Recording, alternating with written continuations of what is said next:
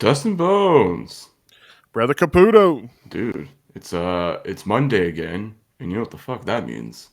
That means we're back with another edition of the Guns and Radio podcast right here on Spotify and wherever you get your music. Should I say music? Your podcast fix each and I every mean, week. I mean, nowadays it's like music and podcasts have all become like in one app. You know, Spotify does that. I think Amazon even does that Um, with their shit. Unless you're Apple, then you say, oh, yeah, let's have two separate apps because we're fucking Apple. See, not me. I like to get my music off of Pandora, Hmm. and I don't like a lot of podcasts gumming up my search history because I don't really have a playlist or anything. I haven't really fucked with setting that up.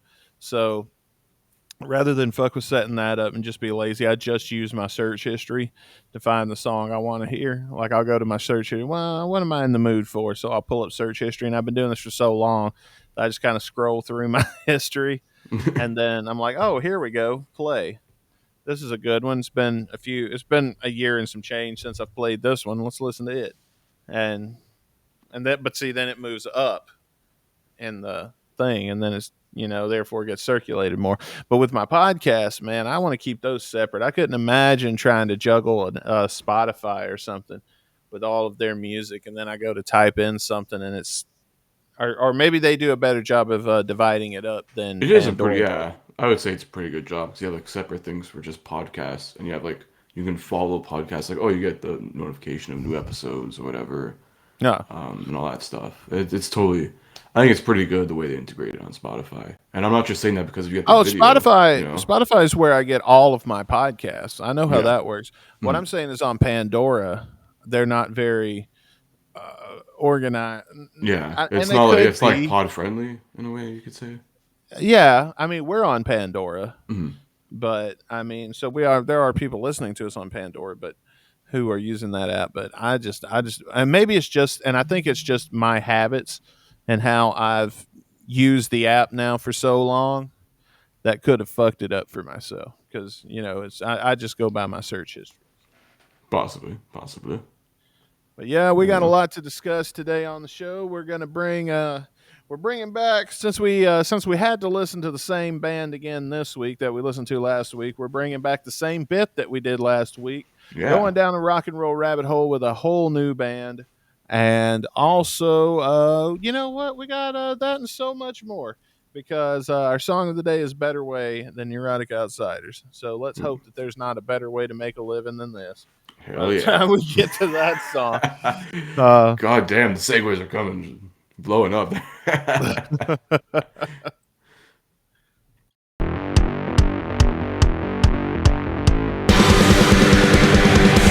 Listen, motherfuckers, to the show that you heard. Download on your smartphone the show that you deserve. Streaming fucking bullshit, you know that's what we are. Podcast full of madness, isn't that absurd?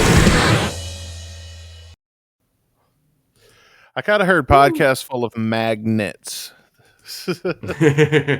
No, I'm kidding. Madness, maggots, it's full of something, but we're not full of Oh, shit. oh yeah, we're full of something, but that's not Yeah. it. Full Hell of yeah. ourselves, like we think Hell our yeah. opinion matters enough to document. I mean, would we be able to do 186 episodes of this show if we were full of shit? Think about Oh, it. dude, this has been great. Like I love getting out here, just ripping these shitty songs a new hole, but then Oh yeah. discovering how awesome a new song that I haven't given a chance before is. Dude, there definitely is, especially because we're going through such a vast discography of, it's not just, the GNR material, because we would have been done like 2 years ago, probably, if that was the case. Yeah. Um, or or even probably less if like no one discovers any more shit with this band. So It would I think it didn't wind I don't it wasn't 100 episodes. we would The have been under, original I think. Yeah, the original plan was under 100 episodes. So if we just be nice and say 100, uh we've gone 82 past the original plan. Yeah. Which has been interesting though. I mean, we're hearing, like, if we would have stuck to the original plan, I wouldn't have never heard a lot of things. It would have just been shit we've already heard. Yeah. But I'm really glad that we're checking some of it. But then stuff like this comes up, and it's like, oh Yeah. god, it's another Neurotic Outsiders. Now we've been doing this long enough that I figured out who's going to give us good music and who ain't. and Yeah, sometimes they surprise us. for sure. We have been. Yeah. Yeah. Uh, but discovering new shit, I think, is probably the core uh, aura or whatever of this whole podcast platform. I would say so. Yeah.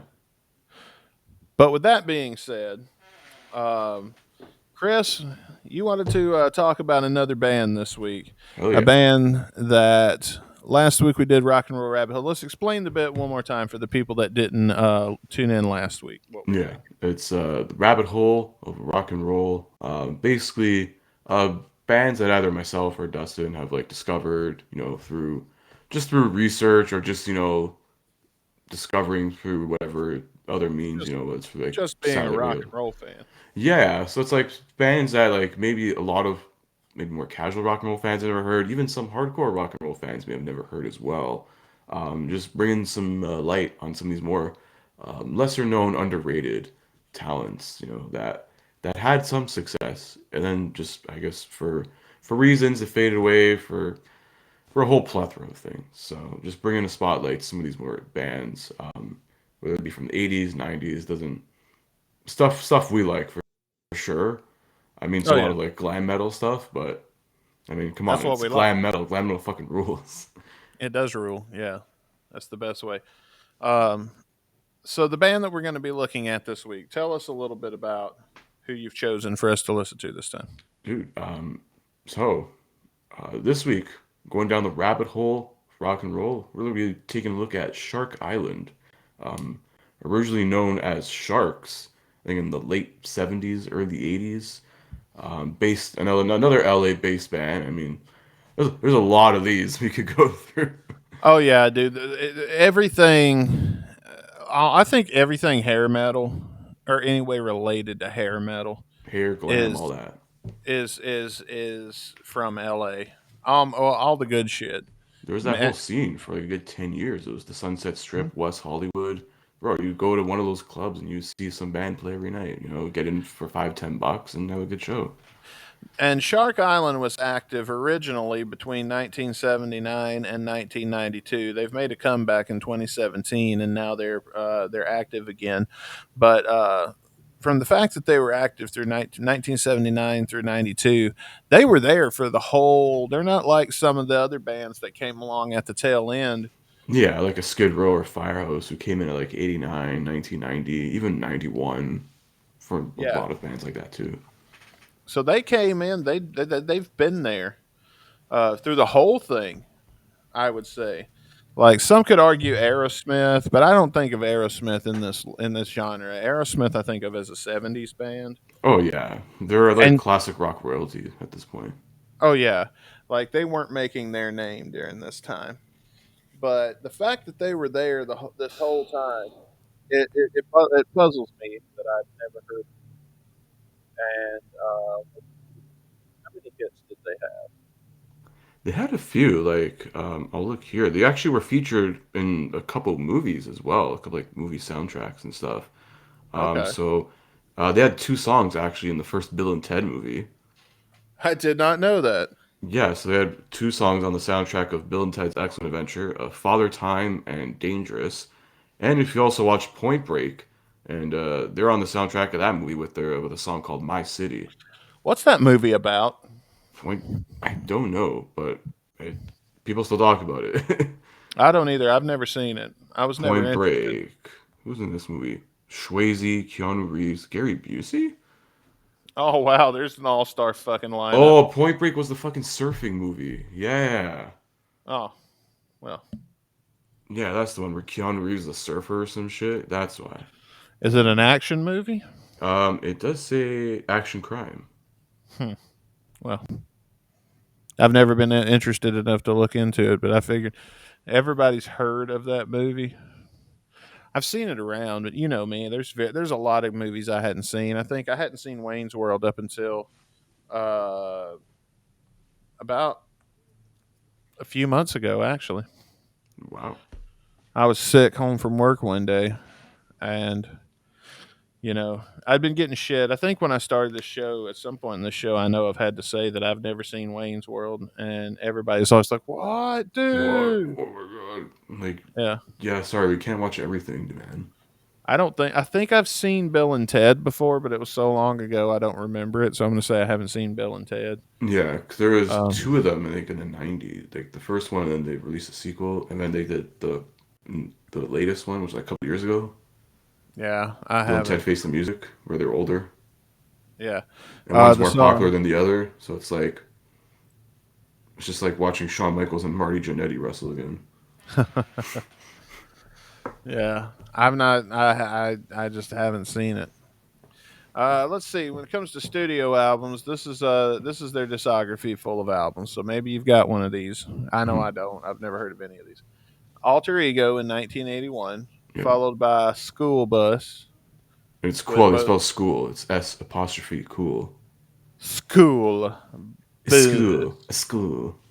and the way they spell bus is with two S's. So obviously they didn't ride that thing very much. Law of the Order is in Yeah, '89, and Gathering of the Faithful in 2006. And then Bloodline in 2019, Bloodline 2, point oh two. Oh, Bloodline 2.020 to make it look like 2020 because it came yeah. out in 2020. So they probably just did a re-release or something for 2020. But you mentioned Law of the Order. That's what, like in the article we're looking at here, like on Wikipedia, it says like that's like their biggest album. Oh, so it wasn't It's even a their cult debut. hit album. Yeah, their third album was their biggest album. Okay, let's take a look. Let's see if I've seen this. Law of the Order Yeah, and the songs from the Bill and Ted soundtrack, I believe, are from this album as well. by Shark Island. I'm going to pull up images. Let's take a look. I'm going to share my screen here so we can see it together. I've, I don't know. I feel like I've seen this. This looks like the kind of record I would see in the record store and I would just pass by. Like I would thumb right over it and keep going. Like it doesn't strike me as interesting in the slightest bit. I You know what I I'm can see saying? why. Yeah, And I collect records a lot of times. I'll go to the dollar bin at my local record store and I'll flip through the dollar bin and I'll pick out ones that just have a cool cover hmm and I'll bring them home and try the music. yeah, Discovered some pretty good music that way. But you said that let's see, but they're still active. Just to they are. wrap Yeah, up before after we play the song. reforming, I mean, I think the only original member that's still there is their vocalist Richard Black. Richard Black. Okay. Yeah. Well, he Let's changed his see name to here. Richard Black, but his real name's like Rick Cerny or something, and he's like, oh, Richard Black. So he's literally Dick Black. Black Think Dick. I about got you. it. Dick, I'm in reverse. Dick Black. If they only if he only put the name Big in his name, that'd be even better. Dick Big Black. Uh, Big Black Dick. Yeah. Uh, Walt, the only member of the band is a former that has it's their own Wikipedia page. Is Walt Woodward III? He's the former drummer, Mhm. and it says he played in several bands in America, including Shark Island, Saints or Sinners, and The Scream, which I think is the same band.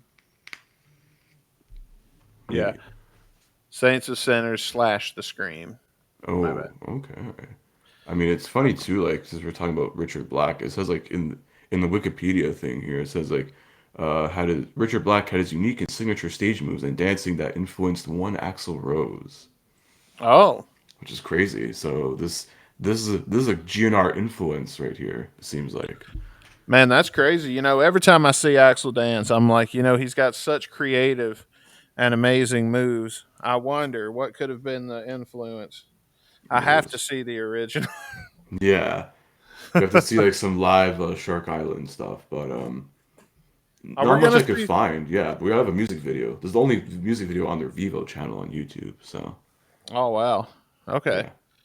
So you're gonna pull up the music video, guys. If you're not watching on Spotify, then what are you doing with your life? Switch over to Spotify. But if you're watching on any other app, what's the name of the song? What can they find it on YouTube to watch with us? So yeah, look up Shark Island. This is probably one of their better known singles, Paris Calling, also from Law of the Order. It's Paris, like the city in France. Yeah, Paris Calling. Paris Calling. Okay. Yeah. And Thing. David Lee Roth is a hell of an artist, man. I agree, but like he's I don't know. He's an artist in his own unique way nowadays. I mean, now he's like randomly covering Van Halen stuff with a totally different band for some reason and just releasing it. You know why he's doing that? 'Cause I don't know. He's technically quote unquote retired. Like he couldn't Okay. even finish out his own Vegas residency. This is what happens in the music business. People take these music tracks, and a lot of bands Mhm. will, like Guns N' Roses did with "Sweet Child of Mine" and Big Daddy. Uh, not a good example. Like let's say "Hot for Teacher," Van Halen, "Hot for Teacher." Okay, Mhm. and if you play that song in a commercial, then the record company gets money if you use their cut of the song. Mhm. So what the artist does is they re-record the song. And then when you go to license out the music, instead of going with the record company and the version that played on the radio, you can go to the Mhm. artist, get the same song. It's just a different take of that Mhm. song that you can then use in your commercial. Yeah. Then they don't have to pay the record company anything because this whole recording of this track that you licensed came out of their pocket. Now, is it the same damn song? Yes, it is. And they have the right to do that. It's their song. Mhm. Uh, but they do that because then they get all the money. People use them in the commercials and stuff. And when you're listening to it on the commercial, you don't know the fucking difference. It's the same song. Yeah. But he's just And they're giving this shit away for free on YouTube. It's not like he's putting it on Spotify or anything. It's just yeah, on but YouTube. I'll bet you're going to see that version appear in commercials if you know what to look for. A lot of times, Possibly. it's such an edited cut anyway that Yeah. you don't notice it. The Like you yeah, just hear, the thing with these ones though, it's just like they do it live in like one take, and you can tell because it's like with Daily Roth, he's doing like ad libs and shit. I think there's one of him like he did Panama with like this other like band, whatever, some bunch of random artists in a session. He's going like, yeah, oh yeah, or like random shit like that. I don't and know. he's I can't just do a good David Lee Roth. I'm not crazy. well. I have a feeling it's something like that. He's going to send that somewhere. Somebody's going to Possibly. license. And I mean, technically, he was part of the writing process, so he does have probably have a cut on it. You know, like with GNR, like the Yeah, whole discography goes through. You know, Axel Slash and Duff. It probably would go through all four of those guys, or at least you know and I him. mean, why shouldn't he do that? Like, why? I mean, like Taylor Swift recorded her whole discography again. Yeah, that was a whole different issue though. Like, if someone else is trying to buy her entire music library from a record label, so she just re-records all her shit now. Yeah, I mean, good. That's what you ought to do. I don't falter one bit for that. Like you shouldn't, especially if you don't want to work with the person that's coming along. I'll tell you one of the biggest things that pissed me off is when Michael Jackson bought the Beatles out from under Paul McCartney. Yeah, no, I don't even like the Beatles, yeah, but but that's a baller move though. Bitch, I got the money. I'll do it. that was a shit fucking move, man. Especially if they were friends. Yeah. That would be like if you and I didn't own Guns and Radio, some radio station owned it. Yeah. And we were putting and they controlled it after we taped it and it Mhm. belonged to them. And then it blew up and it became the greatest podcast of all time. So in demand that the archives of the show that we haven't even done in 50 years uh, are still getting played and getting money for being so fucking popular. And then the record company is in need of some cash. So they put it up for auction. And now, Chris Caputo, you have the opportunity to own it. Now, I come up behind you and I buy the whole damn thing and I kick your ass to the curb and don't give you shit. Now you see how that would make you feel? Yeah, Like that's a no, dick fucking move. That's what I'm saying. Paul McCartney and Michael Jackson were friends, man. Like, and if it was somebody you didn't know, like if it'd been anybody else would have bought it, what the fuck ever. I mean, it wouldn't have pissed me off as much. But the fact that they were friends and he did that to one of his friends, I mean, I get you got to be cutthroat when it comes to business and things like that. But at some point, you've got so much fucking money, you're never going to have to worry about money again. And what do you do while you're in that? I'm never going to have to worry about money to fuck again. Yeah. Rip your friend off. When if Paul McCartney could have owned that, we might. I mean, Beatles fans might have got a new album. It'd have Not been that time. This was like the 80s. The Beatles were forever broken up. I don't think they might. You know what? He might have reformed with new members or something. That's true. I mean, he could have, but that'd also be a slap in the face to the other guys. Maybe, but fuck it. He owned. It was his music in the first place. Well, it's him and a bunch of other guys. It wasn't just Paul McCartney writing songs. They all, I think, had an equal chance in writing. You know, the four members. I get that. But you know, Michael Jackson didn't have anything to do with any of that shit. I mean, you know, him and Paul did those couple collabs, and that was it. Really. Yeah, so that just pissed me off because, like, why not let your friend have his slice of the pie that you can't even finish? You know what I mean? Like, Michael Jackson is still making money and he's dead, and it ain't off the Beatles. No, it's off his own shit. I mean, well, a little bit off the Beatles. Well, it is off the Beatles now. Yeah, I think still technically, like. There was a whole thing too when he died. Like that was the whole thing the estate had to sort of confirm and clarify too. I remember that. But at least still getting a lot of Beatles shit now, like again, documentaries, all this stuff. The least he could have done is put it in his will that when I die, I want my friend Paul to have this if he's still alive. Yeah. And then at least, yeah, it's a dick move. You're still the villain in the story, but you get some kind of redemption on this one. Yeah, retribution. Now, or not maybe retribution, but like redemption. You know, like sort of slightly right the wrongdoing in a way. Yeah. I mean, I don't know. There's plenty of other things Michael Jackson would be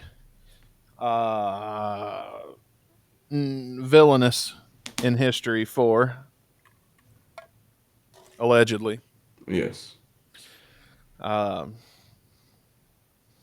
they're saying he's a big womanizer. Have you seen that where they tried to cancel him for being a womanizer because this video came out and he was like, "Oh, look at that girl's titties." Oh my God. Have you seen that? No, I've not seen this. This is news. I'm like, Jesus Christ. Of course they would try to cancel him. Oh, yeah, you can't. Oh, the dead can't respond to your bullshit fucking claims. No shit. He called it fish. That's like tackling the lowest common denominator. Like, what the fuck? It's like trying to cancel children. Defenseless. He called it fishing. So what? He was the fucking biggest pop star of all time. You can get away with a lot of shit. Hang on. I found the video. Actually, I'm going to unshare it for a second so that I can share it and share the audio.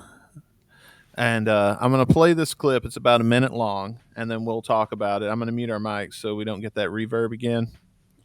We're going to play the video, and then we're going to talk about it, okay? All right. All right, so let me get it. Share system audio. All right, here we go.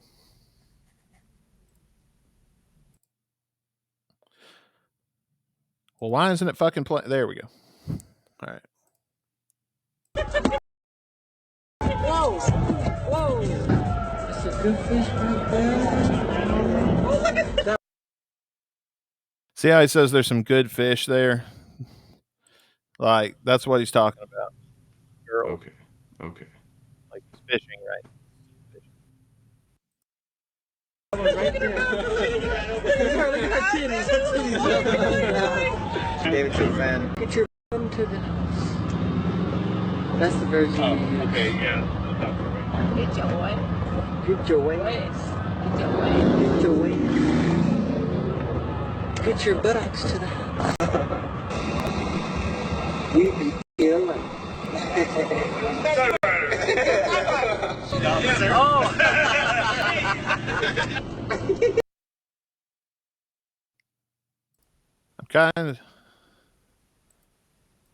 I'm kind of reminded of our version of Paul Stanley. Yeah, Oh, it's look pretty at this much. girl. I like Yeah. her. I'm like, that's not even half bad. I'm like, I was actually kind of laughing. He's like, get your butt to the house. Bro was probably just Yeah. coming up with a fucking song idea right there. Knowing Michael Jackson, his brain worked. I mean, I don't know. But I mean, yeah, Really, since that's the that's kids fucking thing. tame if that's the case. Yeah, that's it. That's I mean, it. there And it was might be it there was might obviously edited and spliced, of course. Oh, let's make him look bad and fucking splice is bullshit. I don't know. I have no proof one way or the other. I haven't done a lot of research into the video. But like they had the kids thing that didn't work, and Yeah, because people were paid to testify against him with fucking false accusations, which was later, revealed in a lot of other documentaries. And there's the HBO hit piece from like 5 years ago, which was fucking bullshit. I don't know, man. Like I don't have an opinion on the matter because I don't have all of the information. I mean, I know no nobody really does, but I'm not going to claim to either. Like I think where there's smoke, there's fire. And that's an Mhm. awful lot of smoke for there to be no goddamn fire. I mean, you see what I'm saying? Like, Yeah, but then again, if you really like, a lot of the time, Michael Jackson was fucking outing himself about a bunch of shit to the paparazzi. That's the whole Elephant Man thing came to be. 'Cause he basically gave that news scoop on a silver platter. He's probably wanted huh? some a little bit of attention. I don't know. Great talent, I but don't a think. weird dude. I don't think he wanted attention by molesting kids, man. That's the fuck. Nah, but then it just leads one thing to another. And it's more in the sense of like, any news is like good news, like sort of like that controversy creates cash kind of thing. Yeah.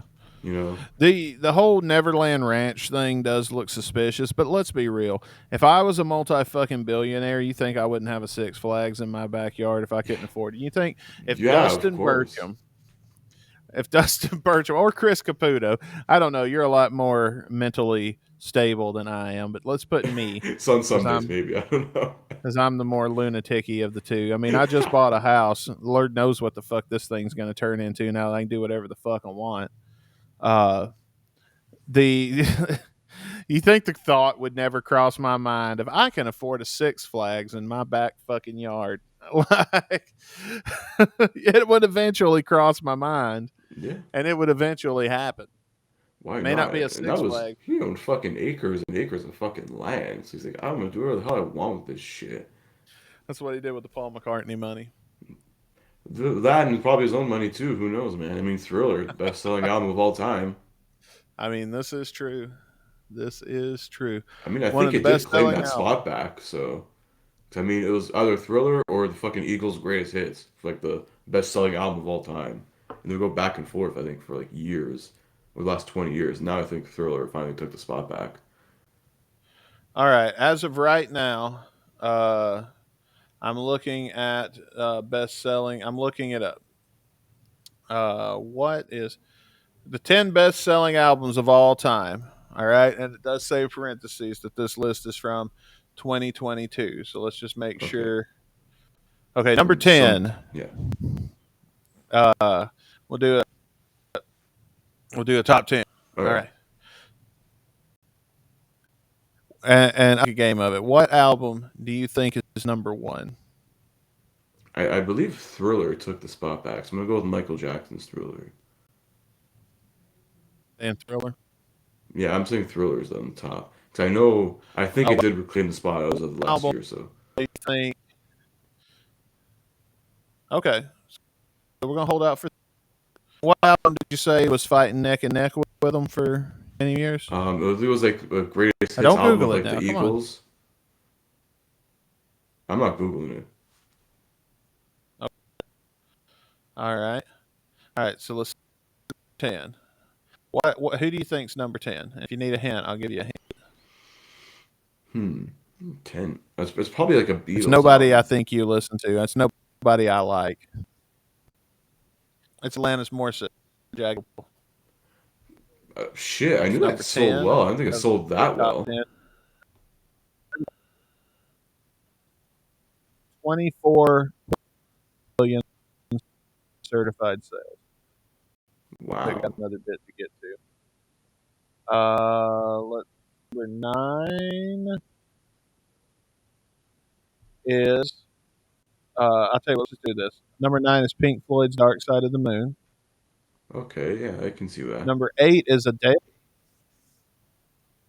Adele, fuck yeah. Am I saying her name And right?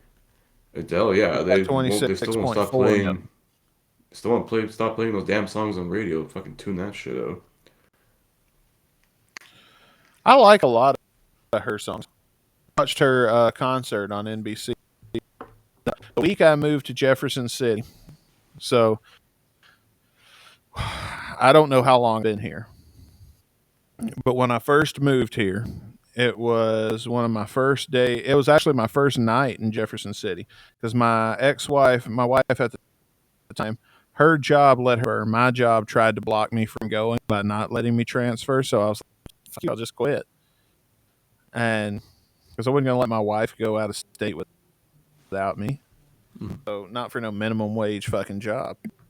And so she was at work, I was at home, and it didn't take me long to start missing all my friends. You know how that goes. Yeah. And so I remember I realized I could order delivery for the first time, and DoorDash or something I think was becoming a thing. It wasn't as popular as it would get because of COVID, but I realized I could order from Applebee's. So I ordered a delivery and had Applebee's bring it to me. And I had a good meal. I was a little bit depressed, a little nervous because I'd been in the same town my whole life up to this point. Now I wasn't even in the same state. And the first night, while my wife was at work, I watched the Adele concert on NBC. So number 8 is number 7 is Wish the Bodyguard. Wow. Well, for that one song, I Will Always And Love You. I'm That's getting probably why it sold so many fucking copies. I'm turning some shit off of Wi-Fi. I think I'm getting my reception's not all that good. Yeah. I can't even own the house and get the to hardwire into the show. How bullshit is that? That's Not without going fucking all the way bullshit. across the side of the goddamn. Yeah, fucking bullshit. Fucking The Bodyguard. bullshit. Oh, sorry, it was the soundtrack. Yeah. So it was the Bodyguard soundtrack. 28.7 Yeah. million sales. Because of one fucking song. Ooh, number 6 is a good one. Fleetwood Mac Rumors, one of my favorite albums of all time. That's a great album. It had 29.3 million certified sales. Let's see what else we got. Oh, here you, Chris. Oh, Chris, you're going to lose your Come On, Come Over by Shania Twain. Oh, shit. Canada, represent. Caputo is the world's biggest Shania Twain fan. Prove it to him. Give us a random fact about Shania Twain. Well, she's from the Nickel City of Ontario. Timmins. Good old Timmins. I was kidding, man. I didn't think you actually had one. I was fucking with you. That's why I threw it to you. That's true, man. Timmins, Ontario is like the nickel city of the province here. They're known for the nickel. I think the nickel was invented in Timmins. Something like that. Or they make... I don't hate or they Shania have the Twain. material of nickel. Dude, Shania Twain is fucking pretty damn good. She's got hits, bro. She's good. She does. I'll give her. I do enjoy. I don't like... Okay, so here's a few songs that came off of this record. You're Still the One. That Don't Classic. Impress Me. much. Oh, banger. And Man, I Feel Like a Woman. Her fucking best album right there. Those So are those those are three hits hits. came. Right, now we're in the top 4. You told me what you think number 1 is. You told me what you think number 2 is. What do you think number 4 is? Oh fuck. I'm surprised. Surprised that it's on this list. I thought it would be. I honestly thought this was number 1 for before I started reading There's this. probably like a Prince album on there. I'm gonna say Purple Rain. No, it might be on there, Damn. but it's. I don't know yet. I don't know what number 3 is. Yeah. So it might be 4 is AC/DC Back in Black. I can definitely Which see was that. That the was huge. First album, Justin. Yeah. That took AC/DC to like a I whole mean, other level. it took at a time when it was dangerous because replacing a singer could if this album didn't do good, it would have it ruined AC/DC. There would be no probably if this album had flopped, say there wouldn't be an AC/DC today. Yeah, I would agree. And its certified sales are 30.1 million. Ooh. And too many fucking hits to name. Number 3 is Led Zeppelin 4. It checks in at 30.4 million. You notice all these are from like way back in the day. Oh, Other yeah. than When people used to Adele, buy albums. she's been. I mean, to me, that just says that Adele uh, is worth the hype. Yeah. Make it there's got to be something there. Mm-hmm. So Yeah, but I respect to feel her like for that. getting on this list, even though like she's. Mhm. Go ahead. Yeah, that was like sort of like the last sort of like stamp before streaming took over. I think because that album was what like late aughts, like very early 2010s. Like no one fucking really bought an album, or I people don't still know. kind of would, but then like streaming took over like the as of the last probably 8 to 10 years, I'd say. I don't know.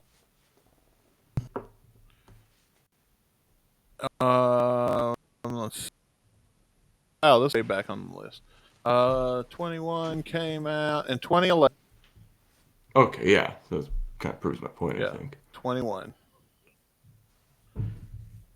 Yeah, it's definitely the newest thing on this list by far.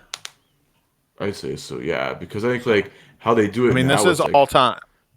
yeah, it's weird because how they do it now with like streaming equivalents of one physical sale. It's a whole weird complicated thing now because it's like physical is like more of a collector's thing. You see with like vinyl re-releases of these albums or all this shit. Like there's not there's still sort of a market for physical, but you have to be like a really like diehard fan of a certain artist to wanna collect physical. So it with Yeah, streaming and all these other factors as well. But it's like you gotta count in YouTube clicks, all this stuff. It's like, ugh. It's very complicated how they chart this stuff now. I don't know though. If it was that good, wouldn't you be willing to pay for it? I was willing to pay for Hard School. Yeah, I mean, if you're a big enough fan, like like for us, it's like Guns N' Roses. We'll pay. There's a lot of stuff we would. I wouldn't pay $1,300 for the fucking box. Someone would pay $350 for it. And some people would consider paying the money for the User Illusion box set coming out. So everyone's got a price. So, Ted DiBiase. well, to me that translates though, because not enough people have that price for you to knock Back in Black off of this list. That you know what I mean? Like, Mhm. I mean, somebody got knocked off this list in 2011, and That's true. It had to have it was been. by Adele. So, I Yeah. mean, your music's Ironically, it was I probably mean, Guns you N' need to Roses. consider. So I Wouldn't that bet be you some because like shit? Appetite sell like 30 million or something, or are those just probably just in the states I maybe? no, these are because number 3 is sold 30 million, and I know there's like 26. There's 30.1 with Back in Black, 29.9 with Shania Twain. So if it had sold, it'd be on this list. That's weird. I don't If know this how list this, is correct, we're trusting a list on a website. Well, while you do that, I'm gonna go ahead and say number 2. Number 2 is the Eagles' greatest hits, told you. 1971 through 1975. Chris, you were correct. Ding, ding, Hell ding. yeah. Goddamn right. Caputo knows his shit. The Eagles' greatest hits, 1971, 1971.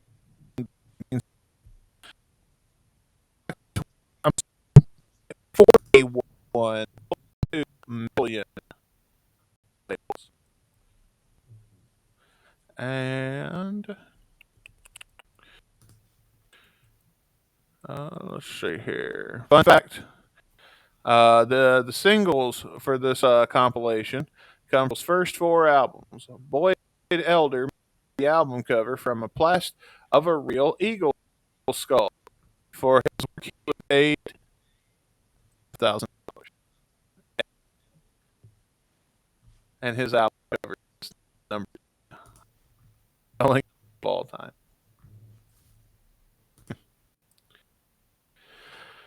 So that leaves number 1. So correct. Is it Thriller by Michael Jackson? The answer to this and many more questions coming right now. The answer is yes. It is Thriller by Michael Jackson. Goddamn right, buddy. Goddamn right, pal. Yep. And it sold 5.2 million. And here's some runners up. These are some that make the top 10. The Beatles won at 20. Night Fever, Bee Gees at 22.6 million. Bad Out of Hell by Meatloaf at 21.9 million. Bad by Michael Jackson at 21.1 million. And let's see. Here's a few at 23 million. Mara's Appetite Production 22.8. Hotel California 1.5. Santana Supernatural 20. Immaculate Collection 19.4. Celine Dion Following Into You at 20.2. Bruce Springsteen's Born in the USA at 22. So that's pretty interesting. That's yeah. Interesting to know where our boys are, but it's interesting what because you know at least our stills are still selling. Mm-hmm. One of the stills, new artists is going to come raise up and eventually. So, three is what people listen to. Is how much to this week. There's a pretty big gap. 2011 to not come in, which maybe I read over really quick. I think that album on that list.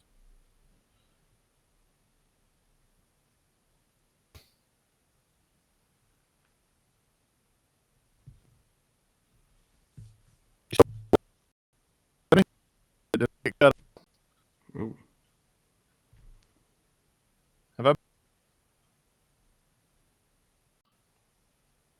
Can you hear me? Kind of. I mean, your connection is like dipped now, man. It was going weird. I don't think anyone. I haven't heard much of what you just said there. It was going in and out. Yeah. Damn it. You're at a fucking 1 now on the internet here. So.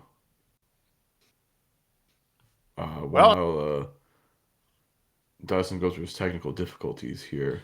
Um, I hate, we'll hate try you, and kill me. some from time here. Oh, he's getting cut off. Keep going. I'm going, man. Don't worry, I'm going. While he fixes all this stuff there.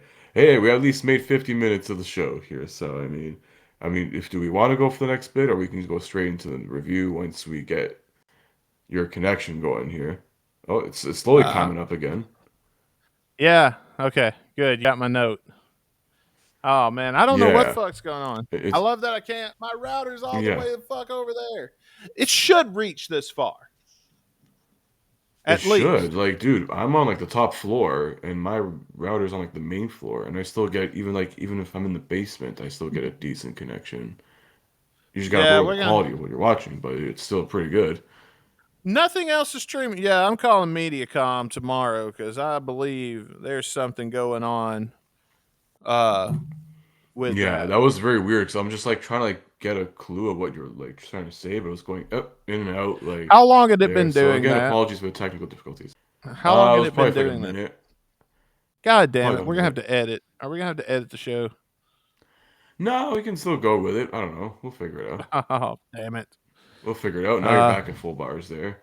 We're good now. But I guess to sort of wrap up with even with the best selling albums of all time, like I don't know, I'm on Wikipedia and it tells me something a little bit different here too.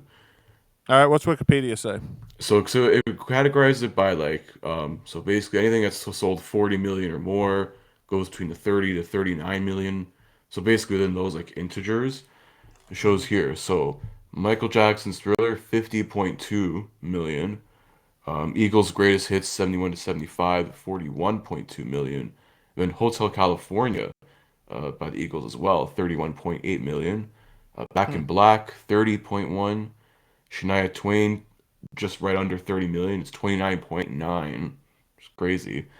But it's pretty much more of the same stuff, except three. So it's at 4, Shania Twain at 5, Rumors Fleetwood Mac at 6, 29.3. The Bodyguard Oh, soundtrack, 20.7. yeah, that wasn't on there at all. Yeah, number 8, Dark Side of the Moon, Pink Floyd was 24.8 million. 3, 4, 5, 6. And it says number 9 was a Saturday Night Fever soundtrack, 22.6 million. And number 10, Led Zeppelin 4 with, wait, why would it say 30? Why would, okay, this doesn't I make don't know. fucking sense. So Led Zeppelin's 4 should be in there. I don't know why 30.4 does not, that makes no Either way, sense. man, music was better. I think we can agree. Music gets better when you go back a little bit, rather than Yeah, if you earlier look at days. this list, like 20, like from like anything that sold 40 million or more was between the years of 73 and like 92. There you go, man. And then you get like 30 to 39 million copies, like, oh, Adele from 2011 is there. And then that's it. It's like 60s, got a lot of 90s in there. We'll check it out again next year and see if it's the same thing. Yeah, and then like the 20 to 29 million gets a little different. Like you got like some 2002 stuff in there. Nora Jones almost sold 20 million copies with an album. What the fuck? Huh. I didn't know that one. Nora Jones, Come Away With Me, 19.9. I don't even know who Nora Jones. I don't think I've ever heard any of her music. I don't know stuff. Whatever. Linkin Park sold 17.2 million with their first album, so that's pretty good. Yeah. Purple Rain was on here. Only sold 15.7. These people don't know fucking music. Oh damn, Purple Rain was a fucking hell of a great album. Purple Rain. It's a great movie too. Dude, the guitar solo to Purple Rain, I Oh, could listen to that for hours on end. fucking phenomenal. That's what it is. Like, and then, dude, when after the guitar solo, or not after, but about halfway through the guitar solo, when Prince comes back in with that part, oh man, Oh I'm getting man, chills right now just thinking about it. God, That's good shit. When Doves Cry. I mean, so many good songs on that album. Purple Rain though is in a Purple Rain. whole category by itself. It's one of those timeless. And you know what's bad? When we first started this show, I had never heard Purple Rain. Wow. I think that was a bit. I think we talked about that on the show, if I'm not mistaken. I never heard, and I think it Probably. was, I think it was Matt Manzella that all the way going all the way back in season 1. I don't remember if it happened on the show. We did an after show back then, or if it happened in real life when we were just bullshitting and talking and whatever. Mhm. But at some point, I think it was Matt Manzella who finally convinced me to sit down and check out Purple Rain. So I sat down, I watched the music video because one of the things that kept me from it was how incredibly fucking long it is. Mhm. I think it's like 10 minutes long. Yeah, the song itself was like 7 or 8 minutes. I don't know if there's like a 10-minute version out there. Knowing Prince, who Well, knows? oh, live it is. Live Yeah, it's like live, yeah. 15. Oh yeah, it's fucking dude, Prince will go all night. Oh yeah, Purple Rain live is a very long song, but it's also his closer. Mhm. So, I mean, it had to be you were fixing to send them home, you have to go all out and Yeah. in your own way. And Prince had a way that was his own and was no one else's could ever replicate Yeah. or 'Cause I think duplicate. it was that, or he'd end with 1999 as well. I think sometimes. I don't know. Yeah, because listening to like a few of the live versions, now that they're like re-releasing a lot of his albums, like remastered and stuff, they like include a lot of live tracks. And I was Hmm. listening to one that was like 1999 from I guess when that album came out, which if I can remember when that album came out, it was probably like the 80s or something. He was talking about 1999. It's like far fetched. Yeah. Oh man. Well, back in and a thing you don't think of also that a lot of people probably don't know because you weren't there at the time, or if you were, you were incredibly young. Yeah, I was a During the sperm 90s, probably. So what year were you born? 95. 95. Okay, yeah, you missed too much. Yeah, Okay, right in the so middle. prior to the year 2000, there were a lot of rumors about how the world was going to end in Oh, the year Y2K. 2000. Yeah, I remember that Y2K shit. was one of them. Turn off Y2K your was one of them. computers, guys. That Y2K didn't start becoming a thing until about 97 Yeah. is when anybody really started talking about that. I remember, but because from when I was a kid in the 80s all the way up as long as I can remember, everybody had been talking at church about how the Lord's coming back in the year 2000. A lot of people were saying the Lord's coming back in the year 2000 and all this other stuff was supposed to happen in the year 2000. And then things just piled onto kind of like the 2012 thing. I don't know if you remember that. You probably can remember how 2012 was. Yeah, yeah. And there was a lot of and then they even made a movie, Y2K the movie, which we ought to watch on here one day. That'd be funny. Fuck yeah, let's do it. We gotta do that. We got Kung Fury, I think you mentioned a couple weeks ago. Dude, we should watch Kung Fury. We're Oh doing that in the man. future for sure. We've already got a bit for tonight. Let's do that next week. Let's Yeah, put that. the next couple weeks we'll do it. Next week or a couple weeks from now. I'll get that going. All right. Let's see what the song comes up in the wheel. Mhm. And if something comes up like everybody was kung fu fighting. Yeah, and I or wonder if some any of shit the like- members of Guns N' Roses ever covered that song. if they did, it'd already be in the wheel. I mean, I'd expect Wait. Steven Adler to kind of do it just for shits. Do we need to add anything to the wheel because of that Illusion release? Because I didn't see anything. Did you see Nah, anything? there's no like any demos. Like they're touting it as like 63 unreleased tracks. It's just a bunch of live stuff. It's like it doesn't technically count as unreleased. That's just like clickbaity fucking advertising Yeah. at that point. Just say it's like unreleased live call it unreleased, live recordings, not unreleased tracks. Like fucking specify it. That's just shady bullshit right there. Oh yeah, they know their audience. And They then we know have to what we clarify want. that to people on Twitter as well. Like 63 unreleased tracks, holy fuck. I'm like, there's nothing fucking new here. It's just live. It's just literally live concerts and shit. You know what we've yet to have? What's that? An official release that trumps the Dunsford one. Yeah, that's for sure. I mean, I think he gave us the best Guns N' Roses release. I would ain't say saying so. he did. Fuck. I mean, he Oh. discovered. Let's just say he discovered it. Yeah. Are we allowed to talk about the Rolling Stone magazine? Well, this will we be the talked first about- episode of October, so I mean, Have we talked about that yet on this show? I don't think so. I know we talked off air and in private about it for the last few months. Well, I am still waiting. I think it was supposed to release in September. I'm still waiting on it. I don't know Yeah. what the update is. I haven't talked to Rick in a couple of days, but if for those of you who follow GNR news, uh, should I? Nah, I'm not going to tell it. Yeah. Stay tuned for Let's information. save it for when it actually comes to light. Yeah, Then everyone get their chance to read it or discover it. fuck that. We're going to read it on the show. Hell yeah, that's what we're gonna do. We're- If you haven't, so be prepared. More good bits. We're thinking of in the middle of an episode here. Yeah, this is how we operate, folks. Yeah. We're friends with you, okay? We hang out with you. That's Hell what yeah. we're doing, right? Damn Kind of right. that formulating. Well, do we want to go back into history or do we want to review the song? It's up to you. I'm good for either right now. I mean, we don't have too Let's. much for on this day, to be honest. I'll tell you what. I don't care if we go past an hour. I don't give a damn how long we go. All right. Let's go back. Let's go back in history, but let's. Well, there's not a lot. How many do you have? I have about 10. Let me see. There's some. Oh, there's actually some decent ones here. Okay.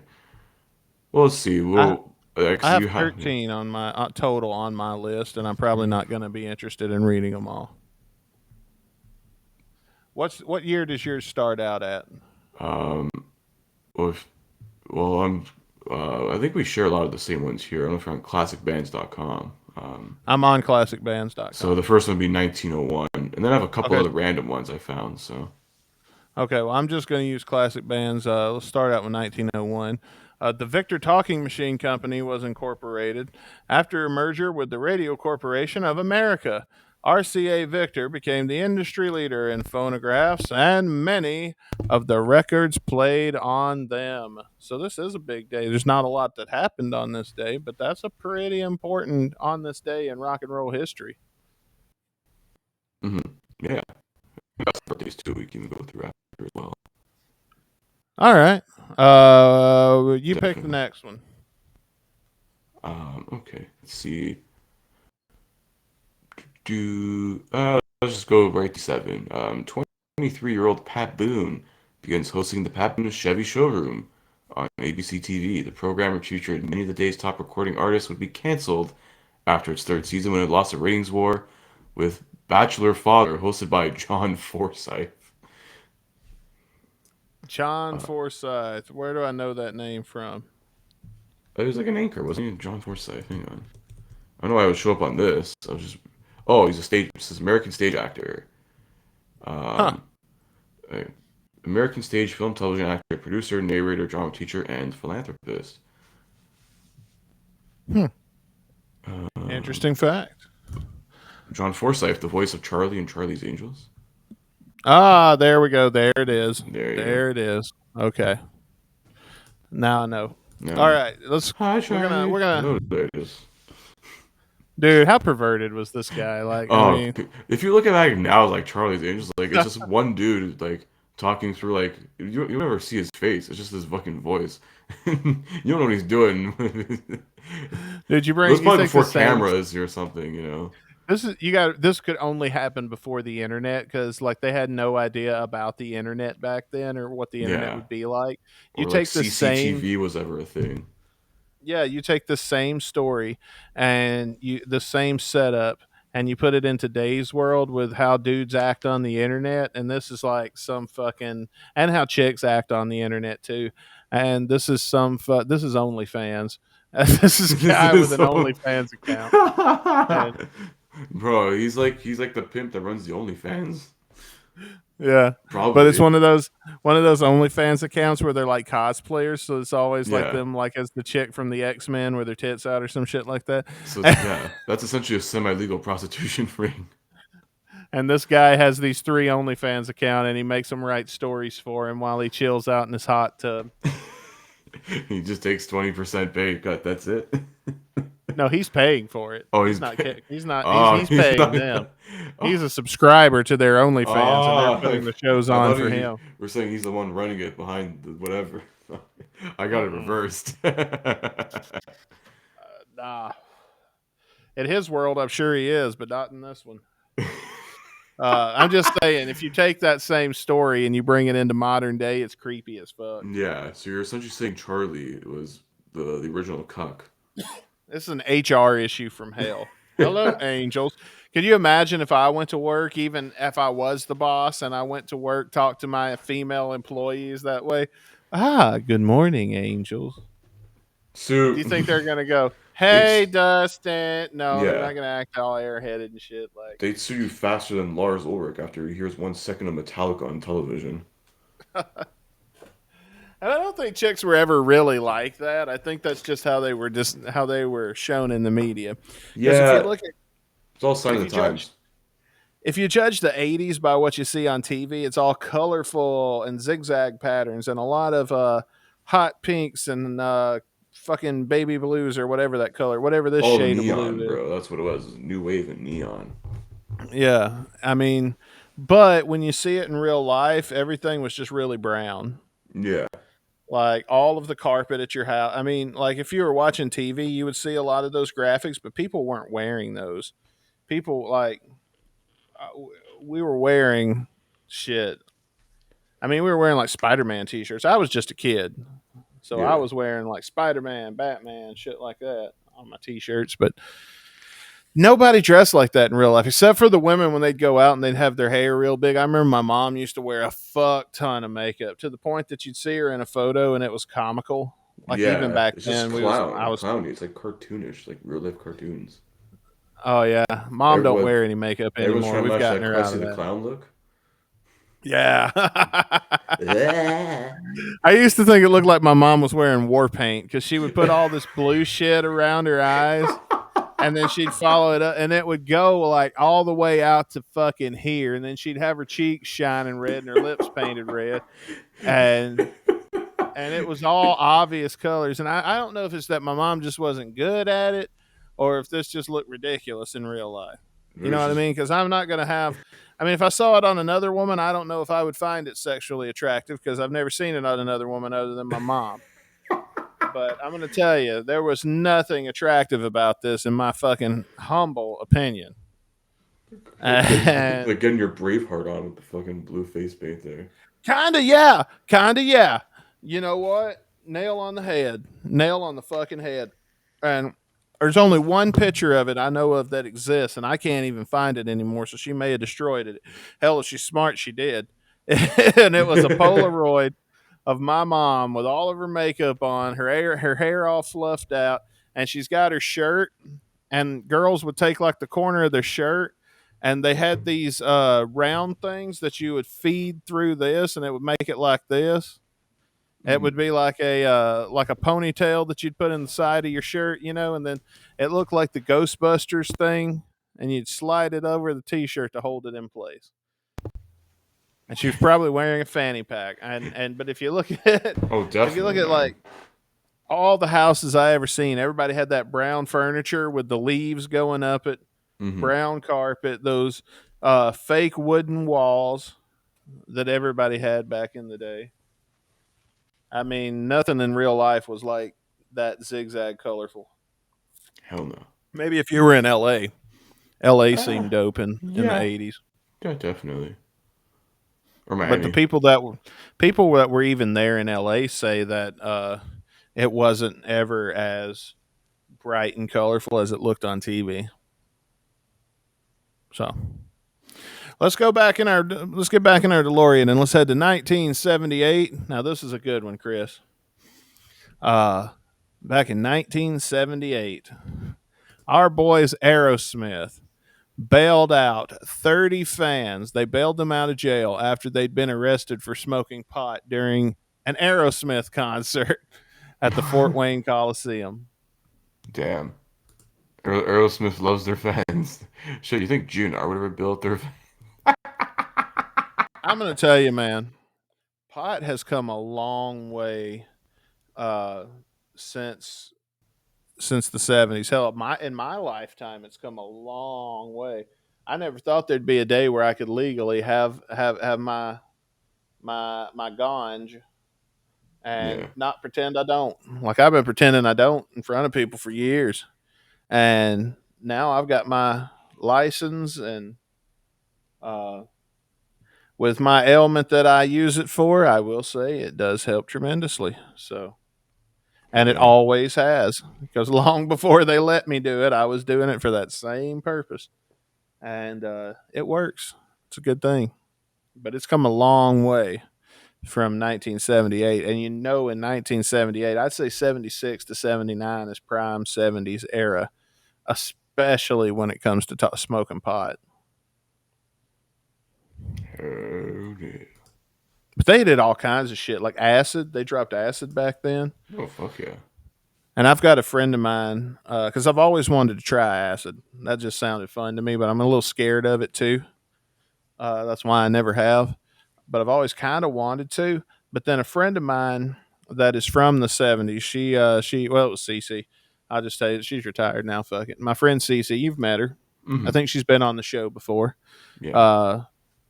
She told me that the acid you get today is nothing like what they got in the 70s, and it doesn't really do that anymore, and it's so hard to find, and it's so hassle to first acquire to try it in the first place, that it's just not worth it.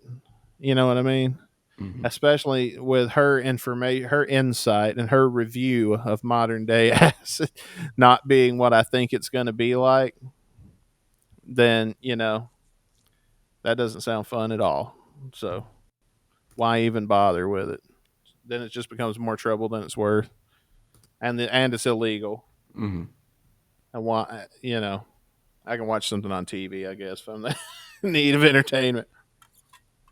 There's so many things on Netflix. What's the next one? Have you got? You found a good one when we were in the prelim. There's a few actually. Should we go 1980 or go 1981? I would rather you go up to the first one of the 90s. Oh, right. So this is a pretty big one. 1992. This is the Sinead O'Connor on Saturday Night Live incident, where she basically did a performance, held up an 8x10 photo of Pope John Paul II, ripped it into pieces, and said, "Fight the real enemy." Over the next few days, the NBC switchboard in New York received thousands of calls denouncing her performance. The network and the show's executive producer, Lorne Michaels, both denied any knowledge of her plan, said she performed the song differently in rehearsal. And of course, the Catholic groups were fucking outraged. And it was offensive to people. They said it was offensive to people of all religious beliefs, and it's never been aired again. I mean, in a way, it kind of is, because that offends me. I'm Yeah. not even Catholic. Like I mean, I've said shit about the Pope. Like, who the fuck is the Pope? But you know what I mean. Like, I would never do that. Yeah. That seems. What's the point? Like, what good did that do anybody? It didn't do any good whatsoever. Like, I mean, you can disagree with religion and go about it, differently than that. There's no need, to go to that level. But I see a little Mandela effect in the text here, and I want you to look this up. But I want to ask you before you do. It says that she held up an 8x10 color photo of Pope John Paul II. In your memory, was that photo in black and white? Are we having a Mandela effect, or is this thing just wrong? I don't remember. We'll have to look this up. Hang on. What do you think right now? Just wait. Before you do. What do you think? I think it's black and white. I remember it in black and white. I think it was color. You think it was color. Okay. Now look it up. So. Look it up and let's see which one is correct. It was color. Yeah. Show us on the screen. Hang on. Let me. That's why I wanted you to look it up, because I was wondering because see, in my memory, I'm seeing that as a black and white photo. Yeah, you can see it in the corner here. It's color. Huh. That's so wild to me. Even different ones. This, it was color. Okay. She needed a color. Well, didn't she convert to like Islam a few years ago or something? I don't like her. I can't tell you one of her songs. I think I checked her out a long time ago and just didn't care for her music. Yeah. Um,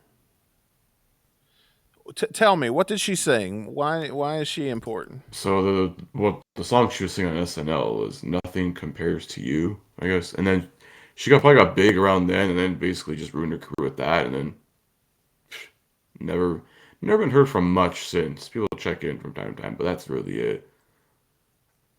Hmm. I the only thing I know about Sinead O'Connor is the Saturday Night Live thing. Yeah, that's her most infamous sort of like notorious thing. And Otherwise, she like no was one really cares about bald. the music. Yeah, well, that was I think that was a bold ass decision. She's a bold ass woman for doing shit like this. So I guess bold is the best way to say it. Besides, being someone fucking crazy. Yeah. Let's go to 2007. Oh, anyway, on that, I'm going to call Mandela Effect because the Mhm. only reason I like the Mandela Effect, I don't actually believe in it, but I think it's awesome that people believe that the entire universe is being altered around them before they'll just say, you know what, I was wrong about something. Like to some Yeah. people, that makes more sense, and I like that. That makes sense to me too. That the whole universe is changing rather than me be wrong about something. No way. I don't know. Uh, let's go to 2007 when the Rolling Stones set a new record for the top grossing tour of all time when their A Bigger Bang tour, which ran from the fall of 2005 to August of 2007, earned the band a staggering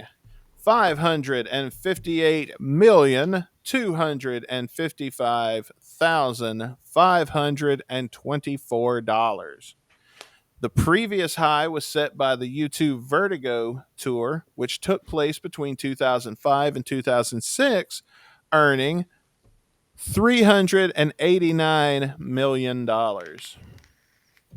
So that's a pretty big freaking tour, man. That's a good time Yeah. to be in. So that tells me, we were talking earlier about record sales and how it's all changed. Hmm. That tells me that at least in the early 2000s, from about 2005 to 2006, that was a good time to, or from about 2005 to 2007, that was a good time to go see a concert. Hell yeah. Was that before? Um, it's probably before Keith Richards snorted his own dad's ashes, I think. Or is it around the I same don't know. time? That we gotta I don't corroborate. I know. don't know. But see, Maybe that's here's why I the was like so controversial. I gotta see this guy's. What the fuck is he gonna do on stage? how the hell was U2 ever the highest grossing tour? I mean, Well, because I, you two always had what like a very high production value when it comes to their shows. If you ever like seen some of their stuff, like it's insane the production they put into the are stuff. you a fan of U2? I enjoy a lot of their songs. I Okay. enjoy, yeah.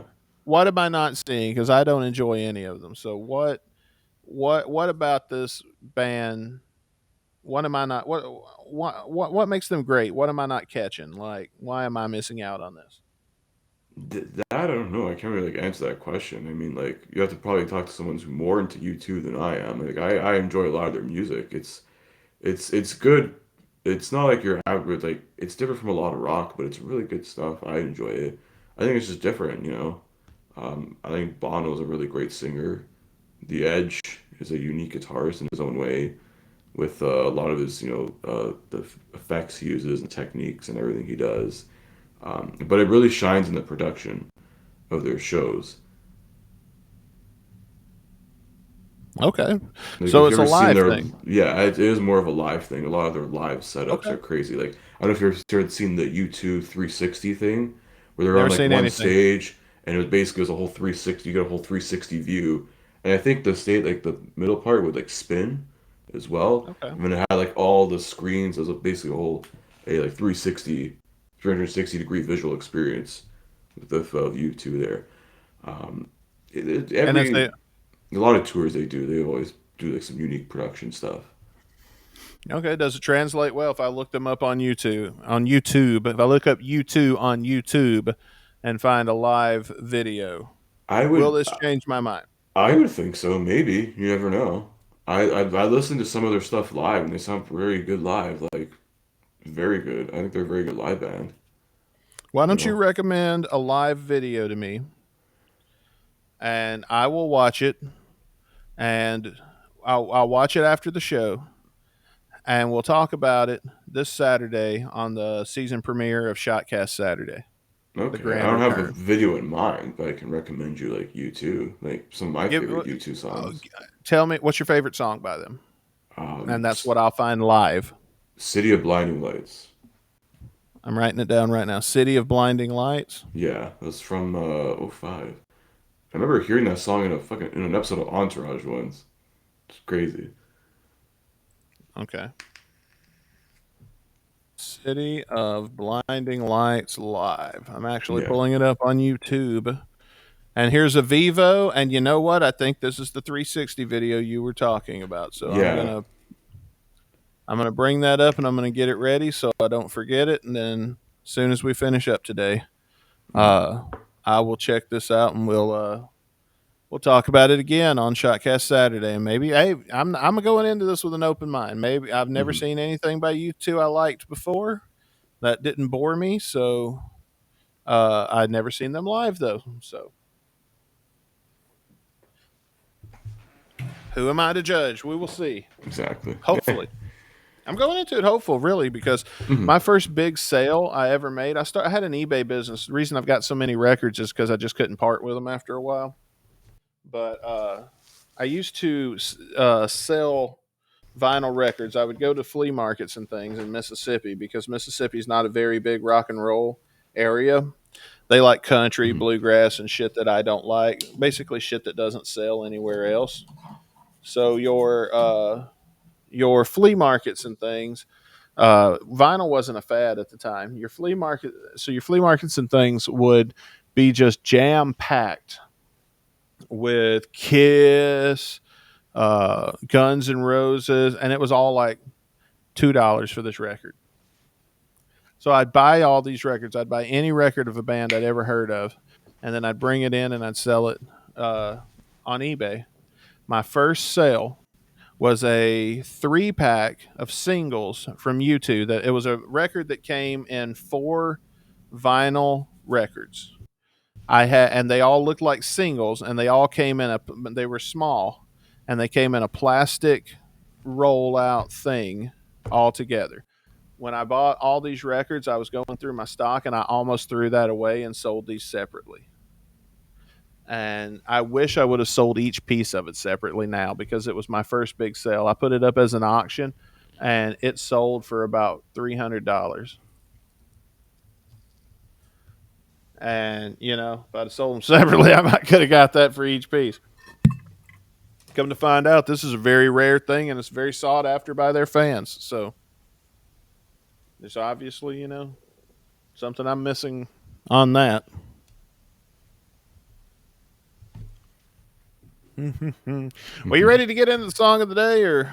I was gonna say before that, hang on, I got one more on this day, and then I got Okay. some birthdays as well. All right. So we gotta go back to 2003 for this last one. This day, School of Rock opens in movie theater. School of Rock. Oh One of my man, favorite I've movies got of all that. time. I haven't. I don't think I've ever seen anything but the TV version, but I don't guess it'd be Really? that different. It's not a dirty movie in it by any stretch of the No, imagination. it's one of It's Jack very. Black's best movies, man. Like, I think it exposed a lot of like people like sort of my generation to like rock and roll and stuff because I would have been probably like 8 or 9 when this came out. And it's a good movie, man. There's like a lot of classic songs in here. I discovered Dio through Jack Black from Tenacious D. Hmm. That's how I figured out when I was looking up who are they singing about. Dio is you're too old to rock and all this. Who the fuck are they talking about?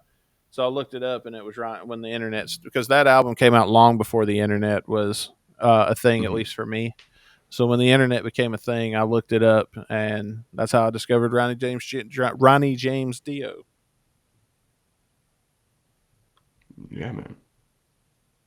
Have you seen that guy Adam and the Metal Hawks that sounds like Jack Black? Yeah, I think we did a thing Have we played them? on the yeah we played on the show before. I want to get them as a guest. I've reached out to them, but they're not answering. So if you out there are a fan of Guns and Radio, I don't care how you do it. Get on Twitter. Get on Messenger. Just bother Send your people. messages. That's it. Yeah. Bother Bug them the into shit out of it. listening to us. I don't care. Bother the shit out of it, particularly Adam and the Metal Hawks, and tell them Yeah. that you want them to be on Guns and Radio because we would love Yeah. to have them on. Hell yeah. And then ask Matt, while you're at it, ask Matt Manzella how that album's coming. oh my god. Oh man. But I should say I'm kidding about the Manzella thing, but I you know what? we joke it, but we love Matt. I do. No matter what happens with that, definitely message Adam in the Metal Hawks. Yeah. I should send to them a message myself and release it to them so they can all cut and paste. No, don't do that because they'll think it's spam. God, it's gonna be a bot thing where it's like they'll think that's what they'll think. Political thing, like, oh fuck off. Yeah, write your own message. Write your own heartfelt message. Be unique, goddammit. What the fuck happened to that? Cutting and pasting was too easy. Yeah. You had birthdays though. We got plenty actually on this day. Before we get into our song review, let's get into some birthdays. On this day, 1949, Lindsey Buckingham of Fleetwood Mac is born. Happy birthday! Happy birthday! I don't have my. Yeah. 1 year later, 1950, Ronnie Laws, saxophonist of Earth, Wind & Fire, is born in Houston, Texas. I don't know who that is. It's Earth, Wind & Fire, man. Do you ever remember the 21st night of September? Nope. Fucking. I've not heard Earth, Wind & Fire. You haven't heard September? That's like a meme song now. Maybe I haven't. Don't recognize it. Yeah. No, I don't. Anyways, moving on. 1954, Stevie Ray Vaughan is born on this day in Dallas, Texas. Now there we go. There's one I know. Hell yeah, legend Stevie Ray Vaughan. I thought probably one of the best ones on top of this birthday. On this day in 1962, the goat of OnlyFans, Tommy Lee, is born in Athens, Greece. Oh well. Yeah. Tommy Schlong Lee man. is born on this day. Happy birthday, Tommy Lee, and your what is it? The eggplant emoji that you got packing there. Oh, dude, that's funny. You mentioned Tommy Lee because he's calling me right now. Hang on, let me answer the phone. Hey, dudes, what's up, man? Oh, hi, Tommy Lee. How's it going? Oh, bro. So, like, I was thinking and shit. You know, it's my birthday, so I just wanted to call you guys really quick and say, I'll take a number 3. I want 3 large pepperoni pizzas with Italian sausage. Make sure it's in big pieces. Right on. And yeah, you know what? A whole lot of the white cheese. Tommy, this you realize this isn't Domino's. Did you just describe Pizzagate? This is the Guns and Radio podcast. It sounds like you're ordering a pizza. What? This isn't Domino's? Oh shit, my bad, dude. Oh well, hang on. Now he hung up. I guess Vince Neil gave him the wrong number. Yeah, maybe. Because somehow Vince Neil is just gets on here all the time. He probably just Yeah, gave him we the haven't- wrong number. We haven't heard from Vince Neil in a while. Not ever since what showed up. Yeah, he found out who stole my money. Then he took the money to fund fucking All right, hang tour on. dates. Oh no. We're gonna have to get to the bottom of this because God. look, man, you're accusing the man right now of stealing your money. Well, I mean, I apparently my money funded 4 dates on the stadium tour, and I couldn't even get to go to one that was 20 minutes from me. Well, I don't know. Maybe there's a perfectly reasonable explanation. Unless I was banned, like Scott Steiner, the fucking Hall of Fame. I think if you were banned, we would have known about it by now. Surely, Yeah, would have had season 3 of Band starring Chris Caputo and Rick Dunsford. Yeah, okay, first of all, if you had your own show, I wouldn't fucking listen to it anyway. You can hear you son of a bitch. All right, that's man, cool. Vince, you sound pretty angry right now. Yeah, you know what? Because, I think it's unfair after everything I've done for this show and stopping that hacker and everything I've done for Chris Caputo. And I stopped the hacker. I could have just, let him keep stealing Caputo's money, especially after I figured out his Phil Spector. I could have probably got a couple of number 1 hits out of the guy because he was such a good record producer. I mean, well, We don't want to go Ah, back down that rabbit hole again on the yeah, show, Vince. no. Yeah, I don't think. Well, anyway, you would think that Chris Caputo would at least show a little bit of fucking gratitude. I'm still waiting for my thank you card and a bottle of champagne. All right, and Chris, I don't see you writing any of this down. Okay, I'm showing you how you can make this up to me. Okay. I mean, Chris, A he does thank got you a point. card. What did you come to my wedding or something? That I don't hasn't know. happened yet. He saved our show, man. Did you not see Phil Spector was about to push the kill podcast button, and then Yeah, Vince Neil stopped listen, him? respect to Vince Neil for doing something for once. Well, actually, technically, it turned out it was Mick Mars disguised as Vince Neil that Yeah, saved the day. But Vince was there. yeah, Yeah, but that's you right. I was there. could give my the whole fucking money time. back. I don't know what you're talking about when it comes to money. Yeah, wasn't any of money course, there. of course, how it is, of course. You don't Oh, have enough okay. of it. You want to steal from the 99%, you 1%er bitch. Okay, you see, I've got this. Okay, I figured out what it was. Okay, see, I sent that money back to you. Okay, I gave it to Tom Zutaut, and I said, hey, you take this in one of your new cars that's for sale. You take this money to Canada, and you give it to Chris Caputo. He still hasn't made Oh. it yet. I'm like, I'm not that far. It's not like you're sending it across an ocean. So Vince, you're telling us right now that Tom Zutaut is the one that has all of Chris's money, that you didn't steal it and spend it. That's right. Tom Zutaut is who I gave it to, and he was supposed to bring it to you. This is the first I've heard about it not showing up. I don't know, Vince. It doesn't sound like you're telling the truth. What do you think, Chris? I don't know. I am a little skeptical, to be honest. Like, you couldn't have just wrote a check or something and just send it my way. Yeah. Well, Vince, I had to hang up on Vince. We got to I go, was gonna Vince. say, yeah. We shut got a up, show Vince to Neil. do. I got more birthdays to go through anyways, so. Okay. What's the next birthday? On this time, Gwen Stefani is born. Happy Holla birthday, Gwen back, girl. Stefani. Holla back. She ain't no holla back girl. Hell nah, man. 1971, Kevin of the Backstreet Boys is born. Okay. Yeah. I actually like the Backstreet Boys now more than I did when I was a kid. I didn't get it when I was a kid, but I rather enjoy them now. Gwen Stefani too. Like now that she's not being played on every fucking station anymore, and I've actually gone back and paid attention. Some of her music was really fucking good. The one that's woohoo that the other Dustin Bonez, performed. I think so, yeah. Yeah. Oh, the girl, yeah, the Sweet Escape. Sweet Escape. That's the name of that song. Yes, there we go. I mean, I like that song. I like a lot of Backstreet Boys. That's Who a else you tune, got? man. I think I have this one here. I think this is probably the next big one here. Happy birthday to Ashley Simpson, 1984. Yes, our favorite lip singer since Milli Vanilli themselves. That's a shame though. Like I don't like her music, and I think she's kind of lame. But the fact that another career by SNL. I mean, that should have never went down like that. Who gives a fuck? She lip syncs. If it had been a parade or something, nobody would have fucking given it.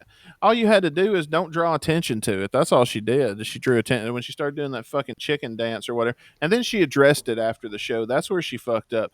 If they would have just went to commercial and she would have pretended it never told anybody about it, people and would have been silent about it, people would have forgot about it. And then she would probably, I don't know if she'd still be around today, but she would have had a longer career than she did. Maybe, but I don't think so. It's hard to get rid of the stigma of that.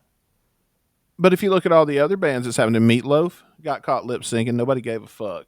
Mm-hmm. Paul Stanley's been caught lip syncing, nobody gives a fuck. He got sued once, and that was it. Yeah, but really, who gives a fuck? Like we don't know. Britney Spears, nobody cared. I think Justin Timberlake even lip syncs. Nobody cared. Mm-hmm. I don't know if he does or if he doesn't, but either way, nobody cared. Mm-hmm. I mean, anyone on the Super Bowl halftime show is definitely lip syncing. Let's be real. Yeah. Well, I mean, it's also technically more. It's when it comes to setting up a Super Bowl halftime show, you've got to get as much on the field as you can get So it's got to be huge. It's got to be spectacular. But you Yeah, got to you set only it got- up. Yeah, you only got 15 minutes, and that's it. You don't have that to do the setup. You've got 15 minutes total. Yeah, As in soon as the total. players get off the damn field, they probably give them an extra 10 minutes to set up. I'll Mhm. be generous. I don't know. Oh yeah, Let's they roll it say- out, pour it on these portable things, roll up the stage and shit. That's it.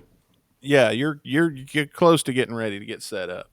And all of that has to be put together quick. It has to be huge. It has to be spectacular. There's so much visual.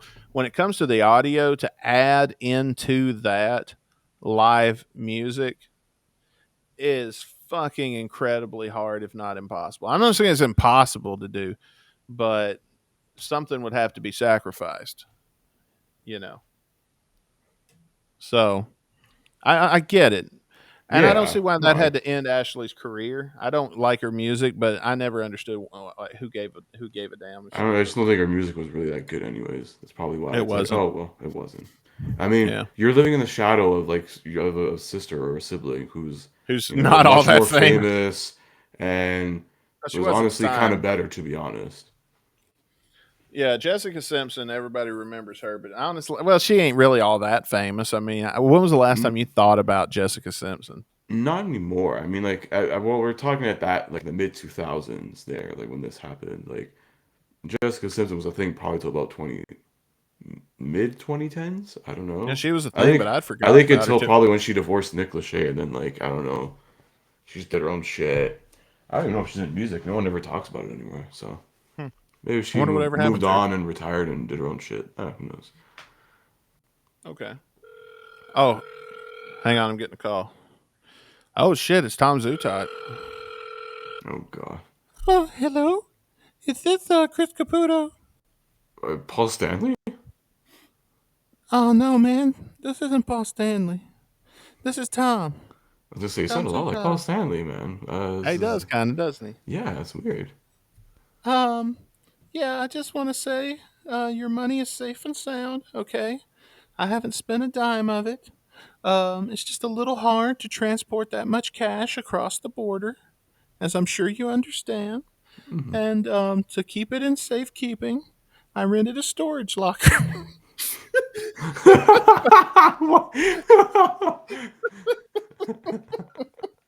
I'm sorry. You couldn't keep the fucking charade up.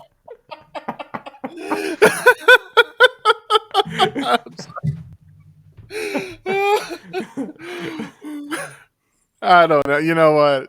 I don't know where I was going with that anyway. Yeah, I believe you're gonna say Tom Zutaut had it in a storage locker, and I was gonna say, well, did you pay it up with a cash or with your own cash? Are you paying it with? I put a down payment. I put a deposit on it with your money, of course. Fucking course. Well, that's okay. When I get it to you, we'll get rid of the locker and we'll have your money back. Minus the rent. With nothing left at this point. I was gonna say, can I at least throw in like I don't know some sort of memorabilia? I'll take those fucking Tesla CDs and burn them, but. Okay, buddy, you're crossing the line right now. Okay, listen, motherfucker. Those Tesla CDs, those are mine. Okay, Well, and give me nobody those. is gonna for my Tesla CDs. Fuck you, Christopher Caputo. You fucking Canadian son of a bitch. You bastard ass Mario looking motherfucker. You. Oh man, sounds like he's been talking to Vince Neil. Yeah, That's right, motherfucker. Oh God, I was gonna say, Jesus God. Even after he fucked your girlfriend 40 years ago. God damn, no spine, Zutaut. No spine. Oh man. No spine. Oh, is there any other birthdays on the list? I think that's the last of them on that one. So I think we can safe and soundly get into our song review if no one wants to interrupt us with these fucking phone calls. Alrighty, let's get this over with. Set up a mission. Unfurl the flag. La cucaracha, la cucaracha. To lay the roots down. I can hear that actually. A little bit. I do hear it. Oh man. Okay, listen, man. Here's how this is gonna go this week. I'm gonna play this song through as long as I'm bored with it, and we're just gonna do the show regular. can't take another one. There's a better way. I know there's a better way. Yeah, it's got to be. It has to be. And I need it for sure every day. Come on, give me some drums. Doo-doo. Thank Okay. you. All right. Okay. My interest has been re-sparked. All right. There's more than just an acoustic. There's like some backing here. Yeah. Okay. I'm gonna reset here. Mm. Okay. I don't know how far we are into the song yet. I can kind of see a little bar. I'd say we're not even Like a a minute fourth and of. change. Yeah, we're about a fifth of the way through it. I would say fairly. And let's see if your facts that you have lined up for us are a good palate cleanser, so I can fairly give this a chance. Yeah, I do have lyrics though, but the Neurotic Outsider stuff, there's not really much facts I can go into. Okay. But I do Have- have the lyrics here, so you can kick What are off the with some lyrics? lyrics. What are the lyrics we've heard so far? So set up the mission, unfurl the flag. It's time to lay roots down. Take my head out of the bag. Spooky Halloween. I don't know. Oh man. Oh yeah, dude. We got to do Halloween. We got to do Spookcast Halloween. Yeah. Soon. Woohoo. Listen, if you got any Halloween rock songs, let us know. We'll review them. Nice. Hell yeah. Hell yeah. Continue with the lyrics here though. Make me a baby, take me a wife. With these things, maybe I'll be all right. And the chorus, there's a better way. I know there's a better way. When I need it, and I need it for sure every day. Okay. So it's written by, I believe, John Taylor and Steve Jones are the songwriters credited on this one. All right. So I'm gonna go into it now with a positive mindset, Yeah. and we're gonna see what we got. Yeah.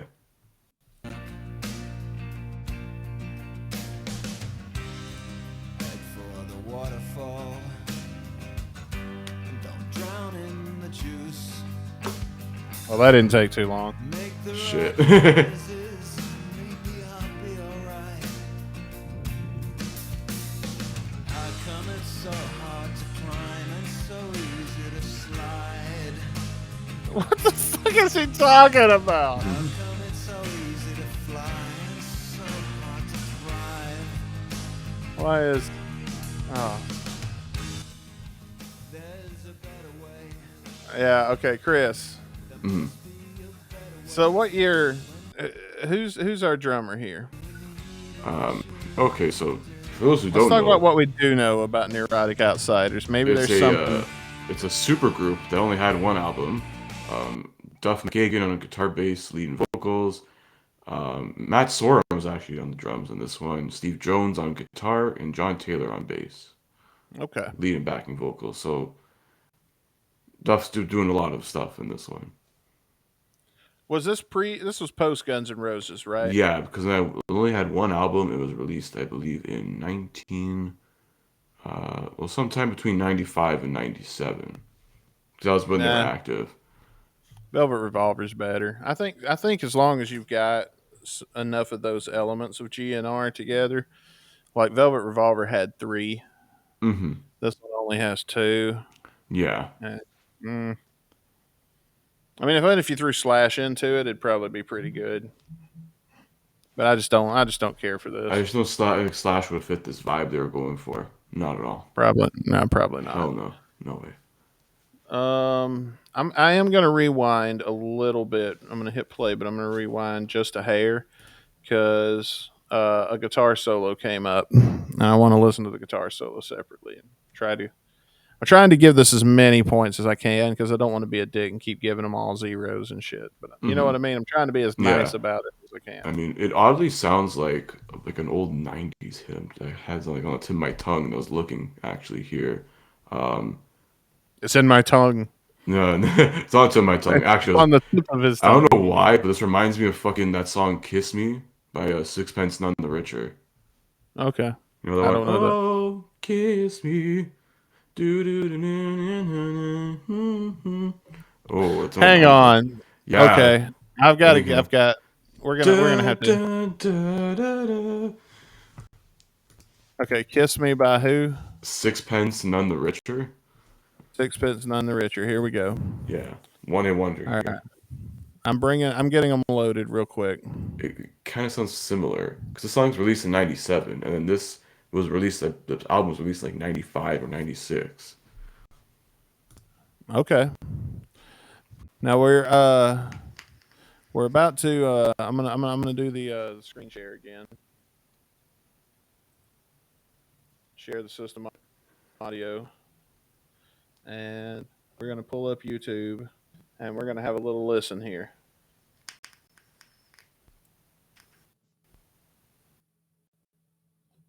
All right, here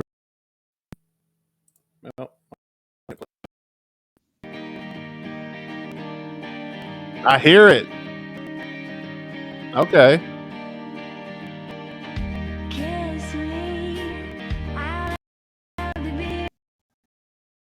Okay. I see what you mean now, Chris. Yeah. All right. It's all the '90s. That's now. weird. A bunch of shit has overlapping, and it just sort of sounds the same. Yeah. That's just give me that I vibe hear of that that. song. I was like, wait a minute, it sounds like something from the '90s. Oh wait, this is the '90s. All right, so I'm gonna play this. I'm gonna play this now.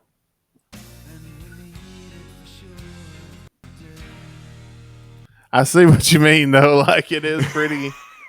It does give you the same. Guitars are exact vibe. similar. What a weird combination. This song and that one. I mean, that's wild. Anyway, here we go.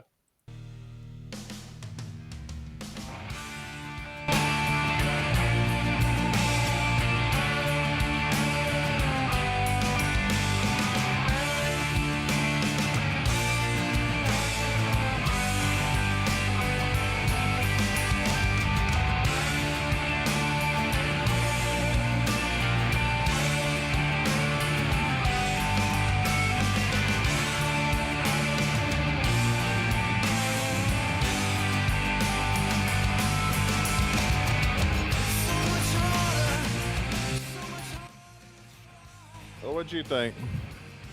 It was okay. It wasn't really much of a solo. More of like a bridge towards probably the next verse. It's not terrible so far. It's not. Is it their best song by far? I don't know. No, yeah. There was something we liked by Duff. I know it. I remember there being something Duff that we liked. There's a couple of good songs on his first solo album, Believe in Me.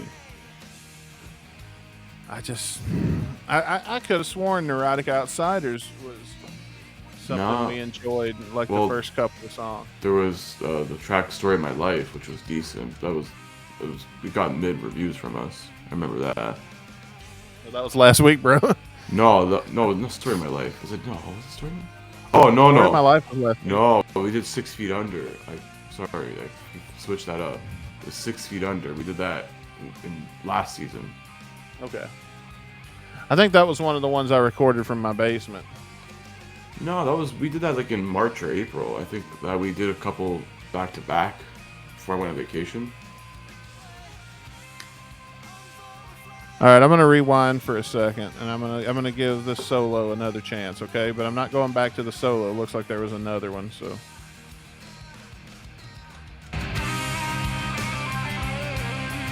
Okay, this is much better already. Agreed.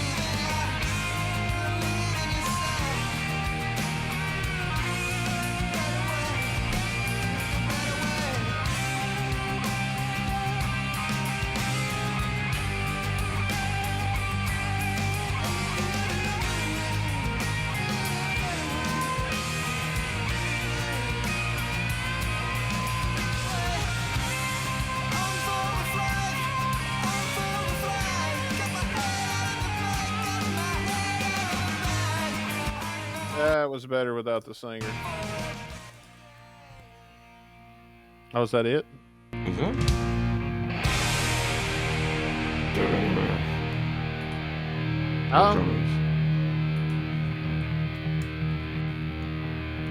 Hell of a way to end a song. I'm not going to complain about that. I'll give them that. It's a great ending. There's been a lot worse from Duff and even Neurotic Outsiders. But this is okay.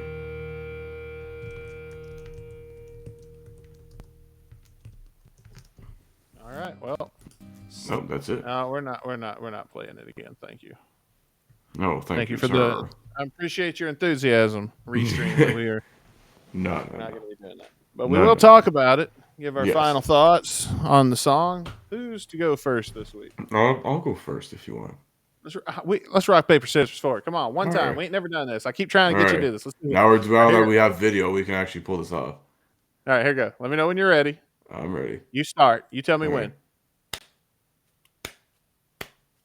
Shoot.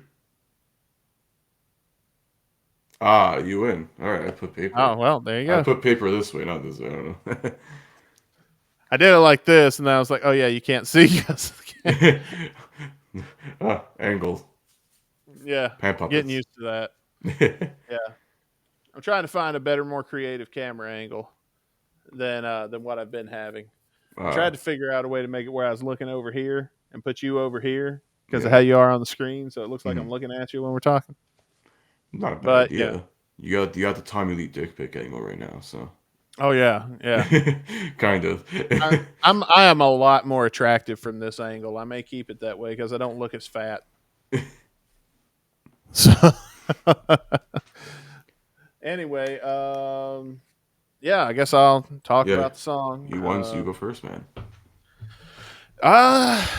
I mean, I did my best, guys. I really did. I've been trying to stay positive this whole thing, and I did. I like I said, the ending. Okay, yeah, that was a killer ending, but I mean, you could have put that at the end of any song, and it would have been great. The second guitar solo, I did kind of dig. I was feeling it. I was grooving to it. It was it would be a good feel. Like this is where I'm at a concert. This song played. I've come back from getting a beer when it started, and it lost my interest, and now it's okay. It's okay. So yeah, the song's okay. I'm not gonna say it's just horrible. I'm not gonna shit all over it. I did plenty of that last week. um, I mean, just to be fair, I can't even really give it a 1 just for those two things I liked. I'm gonna give it 0.5. I'm gonna give it a half a star for the second solo and the ending. And that's my rating. All right. I think I'm probably going to be like a little more, maybe not fair, but maybe a little more lenient, I guess, compared to your ratings. I mean, like, instrumentally, the song isn't terrible. Just the lyrics kind of fucking suck. And, like, I don't know. Maybe I'm just not a fan of, like, Steve Jones or, like, John Taylor singing on the song, but yeah, the lyrics are mad. I mean, like, instrumentally, it's okay. That second solo is pretty cool. But like it just sound you can listen to this for like 2 minutes and you're like, wow, this is a byproduct of the fucking 90s. Like like that's the only problem with the song. It doesn't feel like timeless, it feels dated. Like a lot of one hit wonders from the 90s, you're like, yeah, that basically encapsulates that fucking decade of, media and culture and all that stuff. I mean, this isn't terrible, but it's just like if it was gonna get points docked for like having, middling lyrics, dated sound, in a way. Um, I was close to giving this a 2, but I'm probably gonna go like 1.5 now. I'd say at best. At best, 1.5, just because it's not terrible instrumentally. The only problem with it is like it's just a byproduct of a decade from now 30 years ago. Okay. But what did you guys think listening to us out there on that crazy old internet? Why don't you head over to gunsandradio.com where you can get yourself an invite into our Discord where you can chat with us and tell us what you thought of the song. Did you like it? Did you hate it? Are we dickheads for talking all through it when we got bored with it? I don't know. You tell us. Hey, we talked through it to avoid getting fucking copyrighted or sued or some shit, Well, we're gonna do that whether we enjoy it or whether we don't. So, in all fairness, but yeah, no, that's what this is. But for now, it is time for us to sign off. But before we go, there's a couple of things we forgot to mention to folks. this Saturday is the grand return Woo! of Shotcast Saturday. And I got to admit, man, I'm looking forward to recording Shotcast again because we have done so much. It is Dizzy Reed now. Yeah. That whole Dizzy thing. I'm ready to do something different now. So Yeah, because we re-aired the first season. We did it 2 seasons basically back to back for the whole yeah, summer. I mean, our first song's an Izzy song, and we spun the wheel last week on Getting Dizzy with It to determine that we would be listening to "I Don't Mind" by Izzy Stradlin. Mhm. So we went from Dizzy to Izzy, Yeah. and so that's coming up Saturday. Be sure to tune in then and check that out. And how are we looking on that 100,000 that plays bonus show that we were talking about?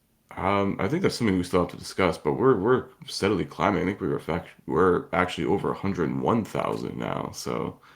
Oh wow! That's still to come. I mean, like Dustin and I have just been crazy busy with a lot of things. As you can tell from my Yeah, background. life is getting in the way of a lot of things. We're literally recording this like the day before. Like we used to be like on time doing this like 4 or 5 days a week in advance, almost. Yeah, Tipping the stuff. But now, like our life, both of us just dealing with shit in life. So that's why, um, we haven't even got around I to don't know, discussing what man. we're gonna do with that. But it is something that's you know gonna I like happen. doing it. I like this day before thing. I don't mind it either. I mean, it's pretty good because it gives us something to look. I maybe not look forward to, but it's like it's actually not bad. We get it done and then it just goes. That's Yeah. it. Yeah. I mean, it's about. I mean, I like doing it on Sundays because then whatever we talk about is still going to be relevant. It's Hmm. not 2 weeks old. I Yeah. know we haven't mentioned. We didn't forget, but we haven't mentioned it. The fact that Coolio died because I still don't know what the cause of death or anything like that was. But we are aware that we lost a rock star this fucking week. And plus, I mean, we're drawing the show to a close, and when you talk about somebody that passed away, it always puts the brakes on the momentum that you're having with a show. You know what I mean? You're supposed to feeling bad. Yeah. Uh, but we do want to say something, acknowledge that because Coolio, I mean, to me, the biggest song I think he ever had was "Gangster's Paradise." That's the one Yeah. I know of. Yeah. That was the biggest Uh, hit. but what a fucking legendary song it is, even today. Like you hear "Gangster's Paradise" all the time in media, in Hell, it was in a fucking commercials, trailer for Sonic the Hedgehog. That's the legacy of that song, man. TikTok trends. Uh, there's a TikTok trend that's been going on for a while now with Gangsta's Paradise. There's all kinds. Like you don't you we never forgot that song. But I mean, I don't know what happened. I don't even know how old he was, but He we was in his lost a. 50s. He was still pretty young. I don't think he even hit 60 yet. He was, oh, I think Oh wow. almost 60. Yeah, so he's still quite young. And it's just definitely sad to see someone go like that young. Like Yeah. before you even hit 60 or 70. Did he do a lot of drugs? I don't know. To my knowledge, no. I don't really know much about Coolio, to be I don't. honest. Like, I know he I had would that be. song, a couple other ones. I'd be surprised if it turned out to be drugs. I think he had a cookbook too or something. Hmm. Cooking with Coolio or some shit. I think he did have a cookbook like 15 years ago or something. I don't know. Oh man, that'd be cool to have. We should get one of those Rockstar cookbooks on the show. I tell you what, when my house is finished setting up and we actually plan Caputo's trip to America, when that time comes, one of the bits we should do is a cooking segment where we get one of those Rockstar cookbooks and we cook something out of it. Hell yeah. That'd be fun. Well, we'll talk about that though when the time comes. Hmm. But yeah, we'll figure out the 100,000 thing. I also don't know when it's going to happen. If those of you have been watching the episode who don't know and haven't been following what's going on, the reason my house looks like shit right now with all these boxes and it looks like a hoarder house in here right now, is simply because I just moved into this place 2 weeks ago. I'm alone, so I had to clean my whole apartment, get all this shit out, clean my whole apartment and get it ready, for me to turn the keys in. That's what I've been doing all week.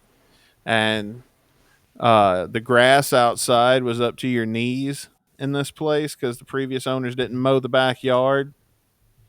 So I spent all weekend mowing grass and fucking with that. And it got to the point I thought I was going to have to hire somebody else to do it because the lawnmower wasn't working right.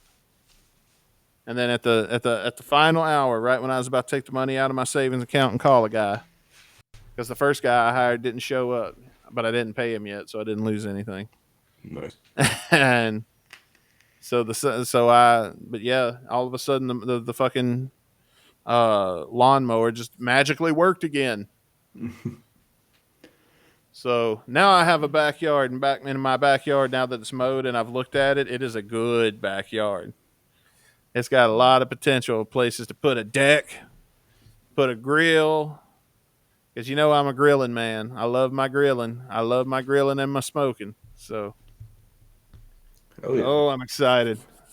It's gonna be Dustin's house is gonna be a good house. Whose house? Whose house is it?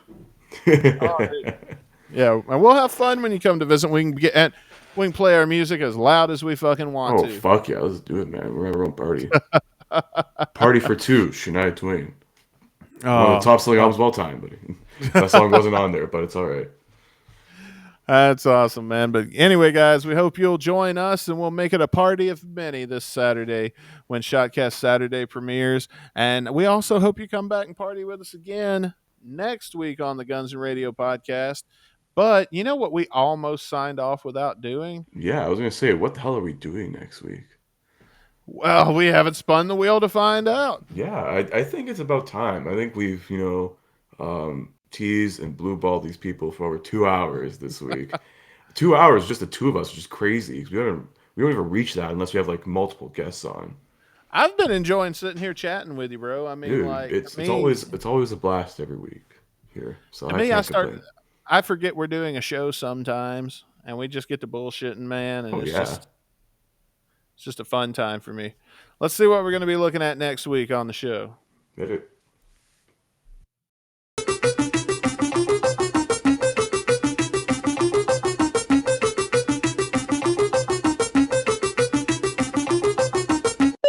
Pressure drop. Juju hounds. Okay, some juju. All right. I'm not sure if there's a music video for this one. I know there's one music video for a Juju Hound song. I'm not sure if it's this one though. I don't know. We'll find out next week. Yeah, I gotta look into that because I know if it's either this one or another song in that album. But no, well, so if you're an Izzy Stradlin fan, you want to hear some Izzy Stradlin music, tune in next week, but also tune in on Saturday. We're getting a double dose of Izzy. Fuck yeah, man. Another Izzy week going on. Let's go, bro. I mean, it seems that way. But for now, it is time for us to bid you adieu. And until next time, I'm Dustin Bonez. And I'm Chris Caputo. Join us Saturday for the return, the re-premiere, the re-emergence of Shotcast Saturday. And then join us Monday, as always, same place, same channel, same wherever you get your podcasts. Until then, guys, stay safe, peace out, and keep on rocking in that good old free world. Someday we'll figure out how we can be in sync right there. Yeah, a lot of heavy editing. No. Put some auto-tune on it or something, I don't know. Become viral. It'll be like fucking hide your kids, hide your wife. They'll make an auto-tune about us.